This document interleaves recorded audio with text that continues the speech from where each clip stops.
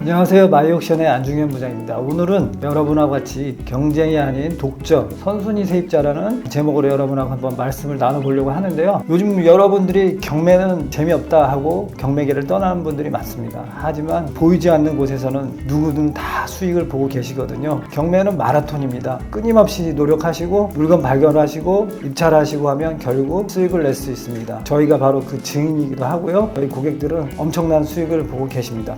오늘은 제가 경쟁을 피해서 좀 더 나만 독점할 수 있는 그런 새로운 분야를 한번 여러분들에게 소개시켜 드리려고 하는데, 바로 선순위 세입자에 대한 얘기입니다. 대부분 이제 경매 물건 검색하다 보면은 선순위 세입자 대항력 있는 임차인 하면 다들 그냥 패스 이렇게 하시는데, 사실 그것만 조금만 관심 있게 보다 보면은 거기에 나만이 독점할 수 있는 경매의 특정 분야가 있습니다. 제가 오늘 그런 물건에 대해서 한번 사례를 가지고 다른 사람들은 어떻게 의심하고 새로운 물건을 발굴하는지 한번 보여드리도록 하겠습니다. 같이 보시죠.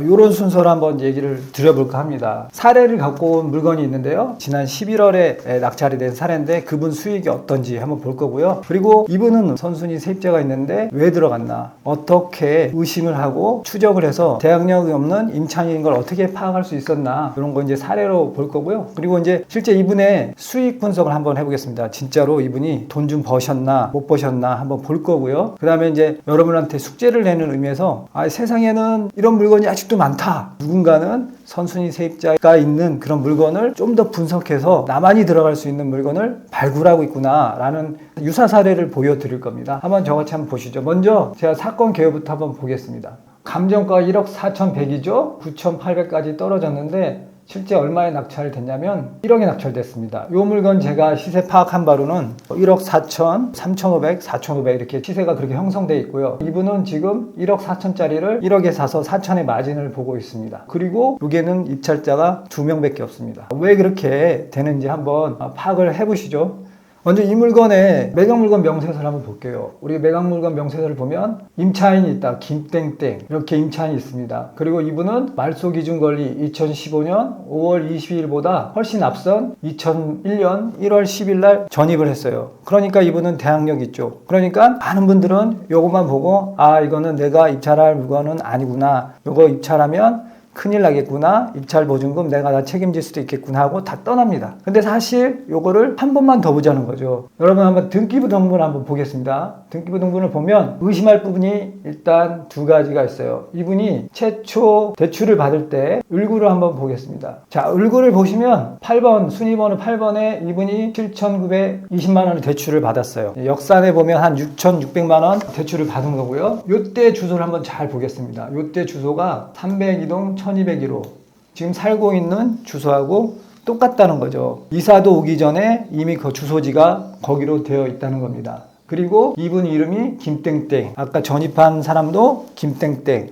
뭔가 이름이 똑같다. 그러면은 또 무슨 특수관계가 아닐까 이렇게 생각을 해보셔야 되고, 그리고 대출을 받았는데 이름이 똑같고 거기다가 주소도 똑같고, 그러면 보시죠. 정상적이라면 은행이 대출을 받을 때 7,900만 원이라는 근저당을 설정했는데, 그러면 그때 한번 시세를 볼까요? 자, 여기 보시면 2015년 대출을 받을 때쯤 되면은 시세가 1월부터 9천만 원 해서 한 1억, 그래서 1억입니다. 1억이라는 아파트를 6,600만 원까지 대출을 해주려면 선순위 세입자가 있으면 어느 은행이 대출을 해주겠어요? 분명히 100% 무상임차인 각서 같은 것이 있을 거다라고 우린 심히 의심을 해야 됩니다. 그리고 그 이름이 김씨 똑같고요. 거기에 주소지도 현재 살고 있는 아파트를 주소지로 그대로 갖고 있죠. 이게 의심할 하나이고요. 그리고 한번 또 등기부등본을 또 보죠. 의심 2. 이분은 2011년부터 계속 대출을 받았어요. 여기 보시면 7,200 근저당 설정돼 있고요. 그때도 주소가 302호 1201호. 이때도 살고 있는 거죠. 이미 예를 들어서 김땡땡이라는 분이 전입을 살고 있는데 또 다른 주인이 거기도 같은 주소로 살고 있다는 게 우리가 상식적으로 말이 안 되는 거죠. 특수관계, 가족이 아니고서는 이런 상황이 있을 수 없죠. 2011년에도 대출을 받았는데 주소지가 똑같고요. 2013년에 대출을 받았는데도 똑같이 현재 아파트를 주소지로 하고 있습니다. 그리고 아까쯤에 마지막으로 봤던 2015년도 주소지를 똑같이 하고 있는데요. 나중에 2020년을 보면 그때서야 비로소 다른 쪽으로 이사를 갔던 거죠. 이렇게 보면 이 사람은 김땡땡 씨는 서로 부자 관계가 아닌가라고 우리가 심히 의심을 해봐야 되고요. 또 아까 저 의심 원에서 봤듯이 은행이 대출을 무상 임차인이 아니고서는 그렇게 많은 돈을 해줄 수가 없습니다. 그리고 우리는 이제 어떻게 생각해야 되냐면 공부를 신뢰해야 됩니다. 공부라는 것은 공적 문서를 말하는 건데 우리가 법원에서 만든 매각물건 명세서가 있잖아요. 이걸 보면 김땡땡 채무자 겸 소유자의 아버지인 이렇게 표시가 되어 있잖아요. 그러면 우리는 이걸 믿고 가는 겁니다. 이걸 의심하지 말고. 사실 좀만 아는 분이라면 이런 걸 보고 가슴이 뛰죠. 이거 내가 한번 해봐야 되는 건가? 야 이거 돈이다. 이렇게 되는 거죠. 여러분들이 이거를 왜 좋게 봐야 하냐면 우리가 지금 한번 경매를 한번 보세요. 쉬운 경매, 누구나 할 수 있는 경매, 0.5초면 권리 분석이 끝나는 경매, 이런 경매 한번 아파트 입찰해 보세요. 경쟁자가 몇 명입니까? 평균 10명, 20명 됩니다. 그리고 예를 들어서 만약에 이런 것들이 똑같이 일반 매물로 나왔으면 정상가가 1억 4천이면 보나마나 1억 3,100 아니면 1억 2,800 거의 마진을 1,100개 못 봐요. 그런데 이렇게 선순위 대항력 있는 물건을 딱 관찰해서 내가 좀 더 의심해갖고 위험을 제거하고 들어가면 경쟁자를 제거하고 나만이 들어갈 수 있는 물건을 발견할 수 있다는 거죠. 자, 여러분 돈 얘기 좀 하겠습니다. 이분이 얼마나 큰 수익을 냈는지 한번 수익을 한번 보죠. 자, 여기 보면 이건 감정가가 1억 4,100입니다. 그리고 낙찰은 1억이 됐다고 하시죠. 그러면 얼마나 싸게 산 겁니까? 4천만 원. 실제 이 들어간 돈은 1억 300밖에 안 됩니다. 그리고 전세 시세가 1억 3천, 전세 갭 투자가 2,600, 전세로 있어도 2,600이죠. 자, 그럼 이런 아파트를 여러분 사도 좋겠습니까? 안 좋겠습니까? 좋습니다. 한번 아파트를 한번 볼까요? 정말 이 아파트를 잘 받으셨는지 안 받으셨는지 한번 볼게요. 그냥 넓게 보면은 여기는 초품화, 초등학교, 중학교, 그리고 나름대로 넓게 단지가 형성돼 있어요. 30평대 아파트고요. 좀만 넓혀볼까요? 그리고 이렇게 한번 봐볼까요? 여기가 어딘지. 자, 여러분 보면 여기가 공단입니다.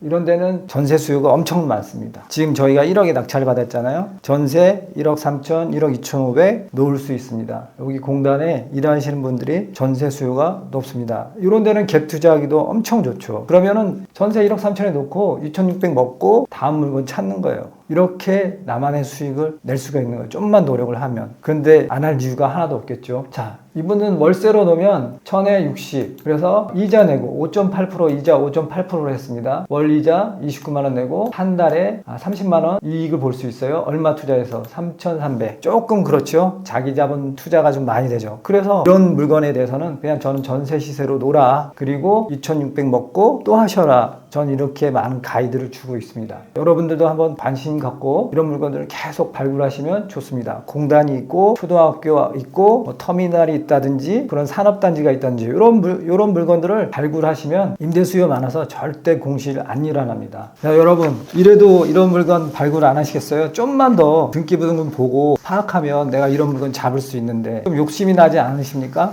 제가 그래서 여러분한테 공부할 수 있게 유사 사례 물건을 한번 드려보겠습니다. 여기 보면 사건 번호 2020 타경 106038 이것도 한번 봐보세요. 이게 그런 물건이에요. 이것도 아버지, 아들 또 매각 물건 명세서를 잘 보면 거기에 대한 적절한 멘트가 있고요. 그렇게 되면 심하게 의심할 만한 여지가 있습니다. 그러면 등기부등본을 열심히 들여다보면 뭔가 낌새가 이상하다 그렇게 될 거고 실제 이것도 이미 낙찰이 된 거예요. 제 고객이고요. 제가 권리보증서를 드렸습니다. 근데 좀 폐찰이 됐어요. 여기에 6명 입찰했던 것 같은데요. 이분도 들어가시라 했는데 낙찰은 안 됐지만 이런 물건 계속 찾아달라고 해서 제가 찾아드리고 있고요. 또 지금 한 분은 저희가 남양주에 단독주택을 받으려고 하시는 분이 있습니다. 이것도 제가 현장 탐문 통해서 현재 대학력이 있는 임차인이지만 어머니의 아들이라는 거 확인해서 고객님한테 인수할 사항 없으니 가격만 보고 들어가세요. 이렇게 조언을 해드렸던 물건입니다. 사건 번호 제가 유사 사례로 드린 거 한번 보시고 두 번째 거는 고객 비밀 때문에 때문에 말씀드릴 수는 없지만 이런 물건 보시면서 아 이런 게 그런 거구나 생각하시면서 좀만 욕심을 내시고 선순위 대항력 좋게 보시고 좀만 노력하면 좋은 물건 잡을 수 있다 라고 생각하시면 되겠습니다. 오늘은 이제 경쟁이 아닌 독점, 선순위 임차인 이렇게 대해서 여러분하고 얘기해 봤는데요. 사실 경매에 재미없다고 얘기를 많이 하지만 사실 재미 보는 분들은 아까 말씀드렸다시피 다 보고 계세요. 그러니까 좀만 욕심을 내고 자기가 의지가 있고 부지런하기만 하면 누구든 수익을 낼 수 있습니다. 이런 물건 궁금하시면 제가 영상 밑으로 아마 제 번호가 있을 겁니다. 문의사항 있으면 제가 잘 말씀을 드릴 거고요. 다음에는 또 다른 키포인트를 갖고 여러분이 투자해서 돈 벌 수 있는 물건 아니면 방식 가지고 여러분을 찾아뵙도록 하겠습니다. 감사합니다.